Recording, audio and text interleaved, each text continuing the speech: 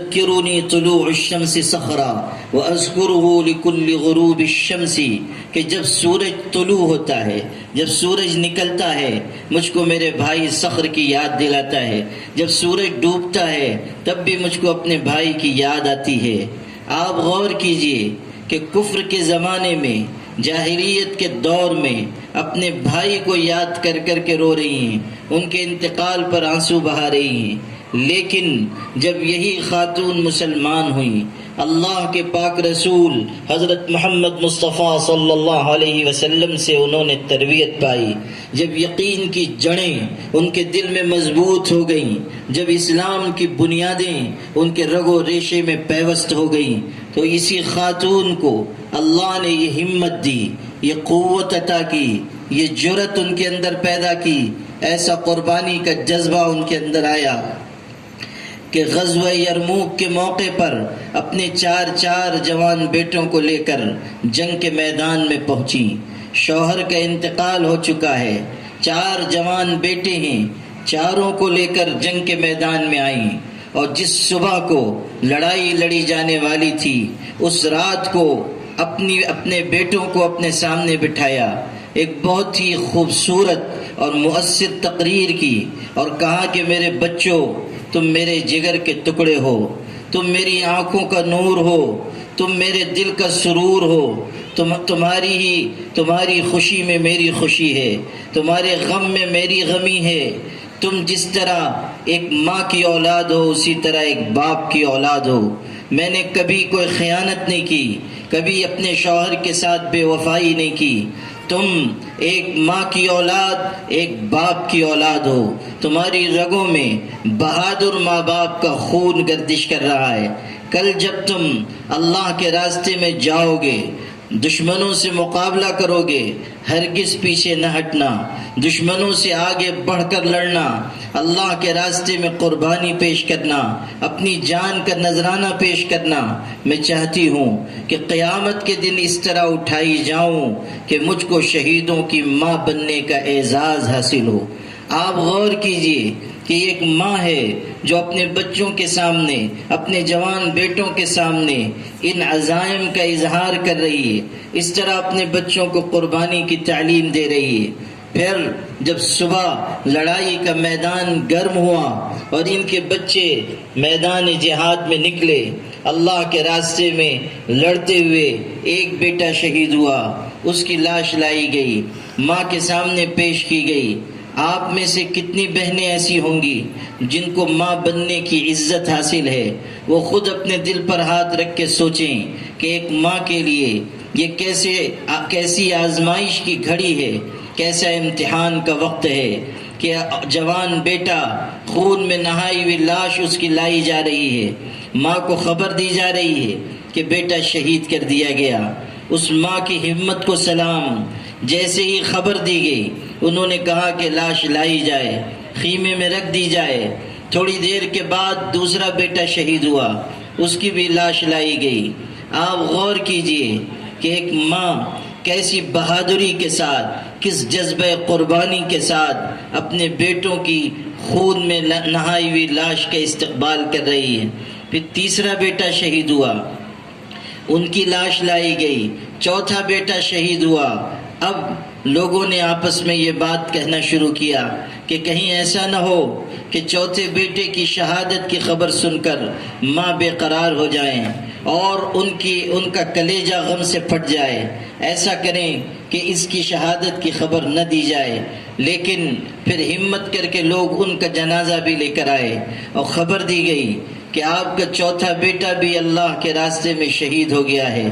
آپ غور کیجئے کہ یکے بعد دیگرے چاروں بیٹے شہید ہو گئے۔ اب آخری بچے کی لاش لائی گئی ہے۔ وہ ماں نہ چیخی نہ چلائی، نہ روئی نہ بے قرار ہوئی، بلکہ اپنے بچے کی، اپنے چوتھے بیٹے کی خون میں نہائی ہوئی لاش دیکھ کر کہتی ہے، الحمدللہ الذی اکرمنی بشہادتہم، اللہ تیرا شکر ہے کہ تو نے مجھ کو شہیدوں کی ماں بننے کا شرف عطا کیا۔ اللہ تیرا شکر ہے کہ تو نے مجھ کو یہ عزت دی کہ میرے بیٹے تیرے دین کی سربلندی کے لیے تیری راہ میں لڑتے ہوئے شہید ہوئے۔ آپ غور کیجئے کہ اپنے ایمان کی، اپنے دین کی حفاظت کے لیے، اللہ کے کلمے کو سر بلند کرنے کے لیے کیسا پاکیزہ جذبہ ان کے دل میں ہے۔ یہ تاریخ ایمان والوں اور ایمان والیوں کی تاریخ ہے، یہ تاریخ ایمان والوں اور ایمان والیوں کی تاریخ ہے، ہمت کی تاریخ، جرأت و عزیمت کی تاریخ، اللہ تعالیٰ کے راستے میں قربانی پیش کرنے کی تاریخ۔ اور اس کو آپ دل کے کانوں سے سنیں، اور اس موجودہ وقت میں نازک دور اور نازک حالات میں اپنے آپ کو بھی ایمان و یقین پر جینے اور مرنے کے لیے آمادہ کریں، اپنی اولاد کے لیے بھی یہی راستہ منتخب کریں۔ میری پیاری بہنوں، قرآن پاک ہمیں سناتا ہے کچھ لوگوں کا واقعہ کہ جن پر ایمان لانے کی وجہ سے حالات آئے، جن پر ایمان لانے کی وجہ سے مشکل دور گزرا۔ آپ قرآن مجید کی سورہ بروج پڑھیں، اس سورہ بروج میں خندق والوں کا قصہ ہے۔ واقعہ یہ ہوا تھا کہ ایک ظالم بادشاہ ایک علاقے میں آباد تھا، اور اس کی رعایا اس کو خدا مانتی تھی، اس کو اللہ تسلیم کیا جاتا تھا، اس کو معبود سمجھ کر اس کے آگے سجدہ کیا جاتا تھا۔ پھر اللہ نے اس قوم کی تقدیر پلٹی، وہاں ایسے حالات ہوئے کہ لوگوں نے اللہ کو پہچانا، اللہ پر ایمان لے آئے، بہت بڑی تعداد میں لوگ مسلمان ہوئے، ایمان لائے۔ ایمان لانے والوں میں مرد بھی تھے، عورتیں بھی تھیں۔ جب اس ظالم بادشاہ کو یہ خبر ہوئی کہ یہ کسی اور کو خدا کہہ رہے ہیں، تو اس ظالم بادشاہ نے تمام مسلمانوں کو سخت ترین سزائیں دینے کا فیصلہ کیا۔ بڑی بڑی خندقیں کھودی گئیں، ان میں آگ جلائی گئی، اور اس آگ کے کنارے ایمان لانے والے مردوں اور عورتوں کو لایا جاتا تھا، اور کہا جاتا تھا کہ یا تو تم ایمان سے پھر جاؤ، اور یا تو تم آگ میں جل کر خاکستر ہو جانے کے لیے تیار ہو جاؤ۔ اللہ تعالیٰ نے ان ایمان والوں اور ایمان والیوں کے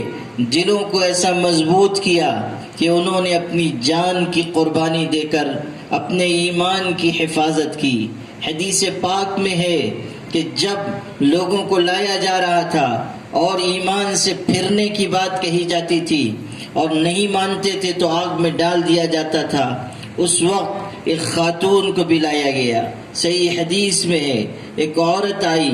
وہ عورت ایسی تھی جو ماں تھی، گود میں بچہ ہے، دودھ پیتا ہوا بچہ ہے، اس ماں کو لایا گیا۔ سپاہیوں نے، ظالم بادشاہ کے سپاہیوں نے کہا کہ یا تو تم ایمان چھوڑ دو، اور یا تو تم کو تمہارے بچے سمیت اس آگ میں ڈال دیا جائے گا۔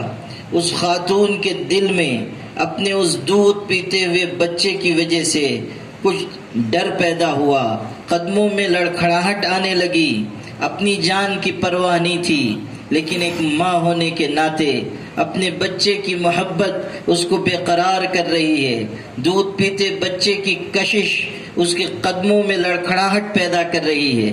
حدیث پاک میں ہے، حضرت نبی کریم صلی اللہ علیہ وسلم خبر دے رہے ہیں، واقعہ سنا رہے ہیں کہ جب اس عورت کے دل میں کچھ ڈر پیدا ہوا، قدم لڑکھڑانے لگے،